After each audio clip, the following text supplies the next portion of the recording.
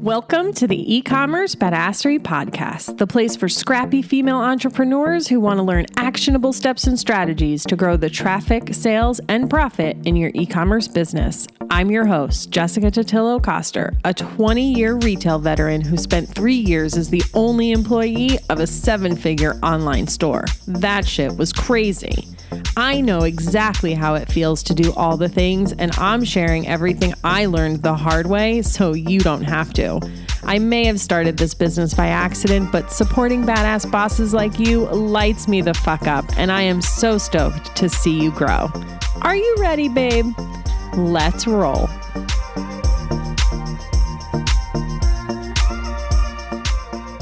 Welcome back to the E-commerce Badassery Podcast. I'm your host, Jessica Totillo-Coster. If you're listening to this in real time, we're already halfway through May, which means we're almost halfway through the year. I recently started watching The Masked Singer, a show my mom has told me to watch for years, which if you've never seen it, it's so much fun and just a joy to watch.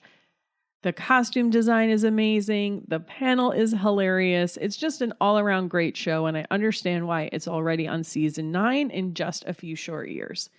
Anyway, my point of sharing that is because I went back to the very beginning and started watching from season 1, which kicked off in 2019, I want to say. And watching these old episodes where they reference the pandemic, they reference stars who have since passed away or they were even on the show. Like when you say the year 2019 or 2020, they don't sound that long ago. And sometimes they don't feel that long ago. But at the same time, it feels like a lifetime ago. It's been such a roller coaster ride. And it just reminds me that time really does go by so quickly. And there is a lot of life outside of our businesses to live. Look, I love to work. I love learning about business and marketing. These things can totally be my hobby. They basically are. I also happen to be in a season of grind right now as I work on some back-end shifts in my business. And seasons of hustle are natural in a business. Nobody builds the business they want without a little hustle. But there are also times where we hustle simply because it feels good to be busy, or like if we're not spending every waking moment on our business, we might be missing out on something, or we won't be able to grow and hit our goals, or insert reason why you feel compelled to hustle in your business. But there's something else that I see come up too, and that's when we try to fix things that aren't broken. We hear someone talk about a concept on a podcast or in a workshop and we think, oh shit, I need to do that too. But do you really? I've talked about this a bit on the podcast before, mostly in reference to how to deal with conflicting advice on the internet from experts. And you know I'm always using that word in quotation marks. It's episode 160 if you want to take a listen. But what I'm talking about today is a bit different, and it was a question from a lounge member during a recent guest workshop about finances and inventory management that prompted this episode. By the way, the workshop post will be on the podcast soon, so stay tuned. So she was talking about inventory management and open to buy, and this attendee who makes her own products was asking how she goes about applying this concept to her business. And she expressed a bit of overwhelm just at the idea of having to implement this new tracking and calculation in her business. Now, before I tell you what I told her, please understand that inventory management is one of the most important skills you need to master as a product-based business owner, or you need to hire someone to do it for you. Poorly managed inventory truly has the power to put you out of business. But there are times where getting that nitty-gritty in your calculations and inventory management might not be your number one priority at the moment. And let me give you a couple of scenarios to illustrate the difference. When I first started my business, I did some consulting with a client who had a hobby that she loved and started a podcast about it. She quickly built a community of other people who loved this hobby too, and ultimately started an e-commerce business so she could share some of her favorite products related to said hobby. Because she was in such a great niche and had a unique product that wasn't readily available in the States, her business grew pretty quickly. And having essentially no experience in running a product-based business before, she was struggling to manage everything on her own. She was often selling out of her best-selling products because she was hesitant to invest too much at once, but she also had a long lead time. And then she had other products that weren't really moving and were tying up cash. One of the first things I walked through with her was her inventory situation. We looked at her weeks of stock, we got her set up with an inventory management app, and ultimately I said, your next hire should probably be an inventory manager. This was never going to be a thing she loved to do or enjoy, and her time would be much better spent engaging with her community and making money. Another client I worked with started a brick and mortar store, and while she had a website, she wasn't really doing much with it, which is why she ultimately came to work with me. And this business was her side gig. She had another business that paid her bills, but she really wanted this new business to become her full-time focus, but it just wasn't generating enough cash to support her yet. So that was her ultimate end goal. While I often focus on strategies to increase sales on your website, marketing, emails, and all that stuff, when I work one-on-one with a client, I'm really taking a holistic view of their business as if it were my own, because at the end of the day, e-commerce and product-based businesses in general are one big puzzle, and we need all the pieces to fit together to really get where we want to go. We can have the best email marketing strategy, but if there aren't any people going through them, they can't make us money. We can have the best converting website, but if we don't have the inventory to sell, we can't make any money. We can have the best product on the market, but if no one knows we exist, we can't make any money.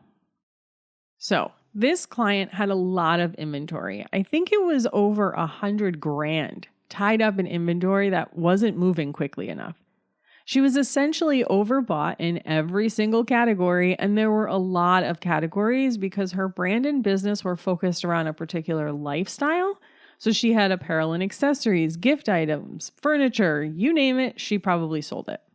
Now, when you're in a brick and mortar, it's easy to sell all those categories. People come into a local boutique because they want that feeling of discovery. Online, it's a lot harder to do unless you're super established and people know they can come to you, search your website, and find some hidden gem. For a brand new customer, though, in most cases, that is going to be so overwhelming. Now, in the case of the hobby business I mentioned, she can get away with a wider assortment of product because that customer is skilled in this particular hobby and looking for specific items. They collect these products. So it's a different experience than just going to a lifestyle store. Do you kind of get the difference? All right, so back to the lifestyle store. The main focus for her and the website was all about making it easier to shop, putting the top sellers front and center, and removing the items that were hard to ship like furniture. And while inventory management and following a strict open to buy would be very important for her moving forward, her number one focus at that moment had to be selling what she already had. So how did all of this differ from the student who asked how she should implement this into her business during the guest workshop? First things first, she has a small product assortment, a handful of items, and she makes them herself. So her focus needs to be on the raw materials and the lead time from ordering those raw materials to when the finished product is available for sale. Her product is also consumable, so she is just selling the same products over and over again versus the previous two examples that have a lot of newness and turnover in addition to their evergreen items. And she's essentially just one category of products. The first thing I said to her was, if you are not finding yourself running out of product and whatever system you're using right now to decide when to get more materials and make more product is working for you, you don't have to worry about this right now. If you feel like you struggle a bit with inventory management and like you're always flying by the seat of your pants, focus on weeks of stock and manage it that way. By the way, if open to buy, weeks of stock, and all of that sounds foreign to you, listen to episode 145 of the podcast where I break down some of the most common and important inventory management things you need to know. So look, here's the deal. If we were working together or you were a student of mine, one of the things I would ask about or help you look into would be your inventory management. And while I am all for proper systems and data, I will preach that shit all day long. If it ain't broke, don't fix it. Does that mean you'll never need to learn these things and better manage them? No. The bigger you get, the more important something like inventory management will be. Can you implement a solid inventory management system too soon? No. But if what you're doing today is working for you, and I mean actually working, like the data is proving to you that it's working because you're not running out of your best sellers, nothing is getting dusty on your shelves, and you have money to pay yourself with, then don't worry about it right now. Let me give you another example of fixing things that aren't broken. A client who makes the majority of her money in person right now and is working on building up her online presence saw that her Shopify theme had an available update, but she's not super tech savvy and was concerned because it told her she wasn't eligible for an automatic upgrade because she had customization to her site. What that potential customization was, she had no idea because she didn't set her site up. So here's what I said. I've had clients doing multiple 7 figures on 5+ year-old themes. So you do not have to update your theme every time they release an update. I advised her on some other technical things as well, but at the end of the day, for where she was at in her business, her main goal is to drive traffic to her online store. The main reason you would want to update a theme is to transition to Shopify 2.0 and or replace apps with native theme functionality, ultimately saving you some money.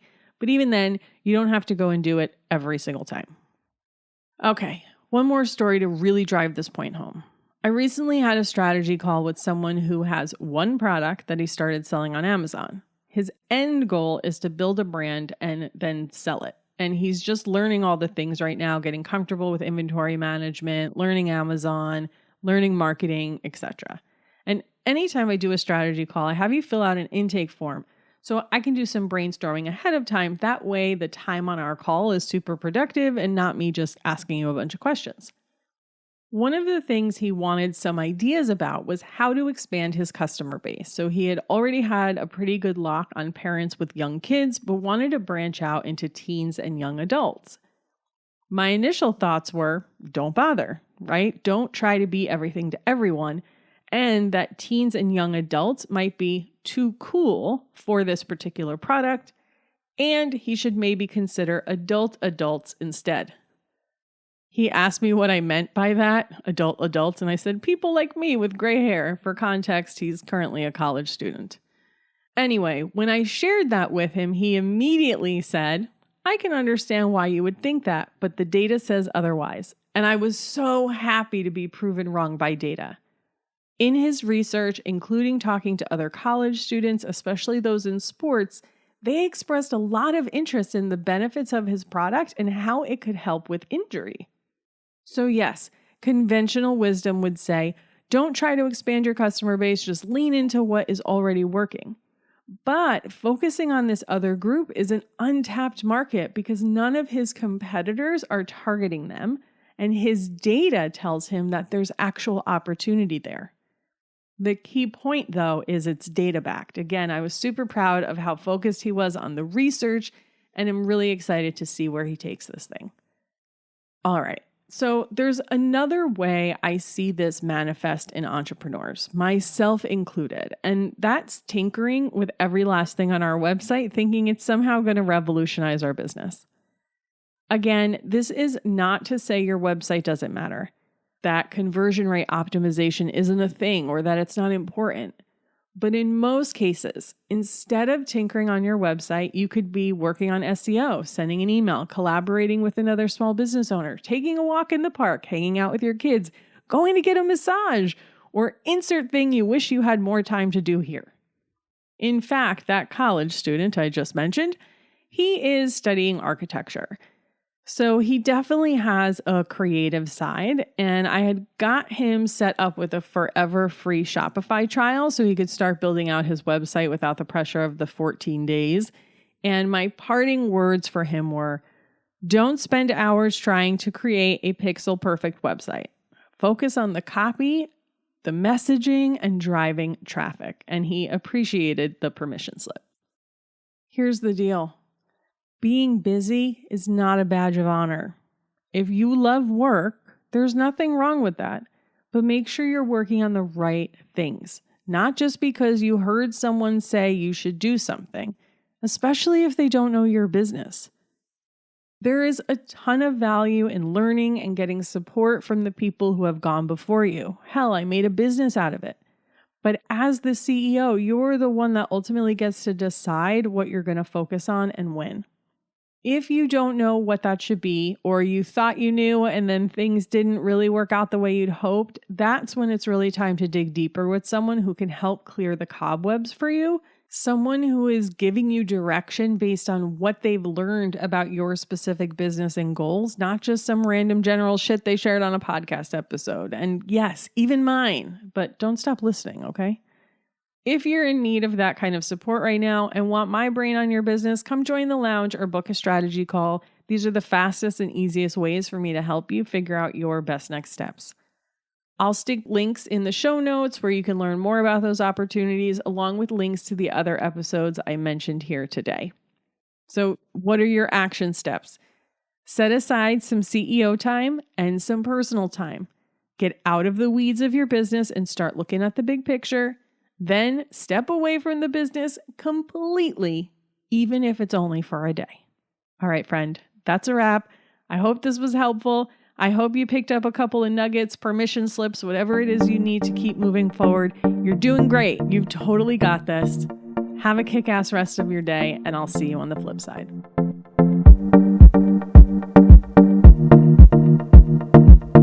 Thank you so much for listening to today's episode. If you like what you heard, I'd be so grateful if you'd leave a review on Apple Podcasts, and don't forget to subscribe so you never miss an episode. And if you're looking to surround yourself with more product entrepreneurs who totally get your life right now, get your booty on over to the E-commerce Badassery Facebook group. Can't wait to see you there. Until next time, e-commerce friends, stay badass.